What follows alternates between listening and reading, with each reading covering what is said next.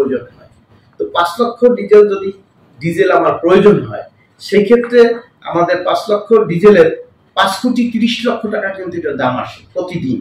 তো 365 দিনে সেটা ক্যালকুলেশন করলে প্রায় 2,000 কোটি টাকা আসে। তো 2,000 কোটি টাকা এইটাকে একমাত্র সাশ্রয় করা সম্ভব। সরকার ডিজেলটা কিন্তু ইম্পোর্ট করে নিয়ে আসতেছে এলসির মাধ্যমে। তো সেখানে এই ডিজেলটা না দিয়ে পর্যায়ক্রমে ভোলার যে আমাদের যে গ্যাসটা বর্তমানে রয়েছে, সেই গ্যাসটা কিন্তু আসলে ইউটিলাইজেশন নেই।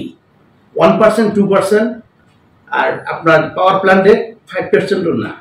তো এই গ্যাসটার এখান থেকে যদি আমাদেরকে 10% শুধু এই সেক্টরের জন্য বরাদ্দ করে বিশেষ নীতিমালা করে বিস্ফোরক অধিদপ্তর সহ সংশ্লিষ্ট মন্ত্রণালয় এবং আপনার পরিবেশ মন্ত্রণালয় সহ একটা টিম করে যদি এটাকে কনভার্ট করে যদি আমরা ডিজেলকে কনভার্ট করে টোটাল রূপান্তরিত প্রাকৃতিক গ্যাসে যদি আমরা চালাতে পারি, তাহলে দেখা গেছে যে 2,000 কোটি টাকা আমাদের বছরে সাশ্রয় হবে।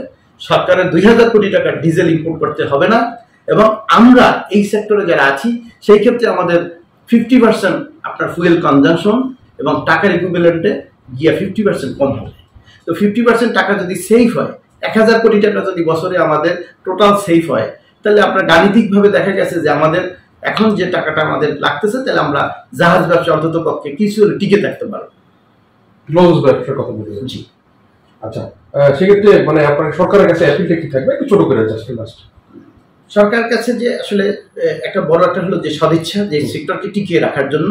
তো সেটাকে পাইলট প্রজেক্ট হিসেবে যে 10টা করে যদি কনভার্সন করা যায়, সে কনভার্সন করতে ধরেন আপনার যে টাকাটা লাগবে সেটা গভর্নমেন্ট হয় সাবসিডি দেয়, না হয় দীর্ঘমেয়াদী লোন দেয়, বা যে কোনো প্রকল্পের মাধ্যমে এটাকে ফেলে তারপরে যদি সেটাকে কম ইন্টারেস্টে দেওয়া হয়, তাহলে এই সাশ্রয়টা এবং এই রূপান্তরিত যে গ্যাসটা আমরা ব্যবহার করতে চাচ্ছি, যে ন্যাচারাল গ্যাসটাকে রূপান্তর করে আমরা যেটা ব্যবহার করতে চাচ্ছি, তাহলে এই গ্যাসটা দিয়ে আমরা মোটামুটি ভাবে ঠিক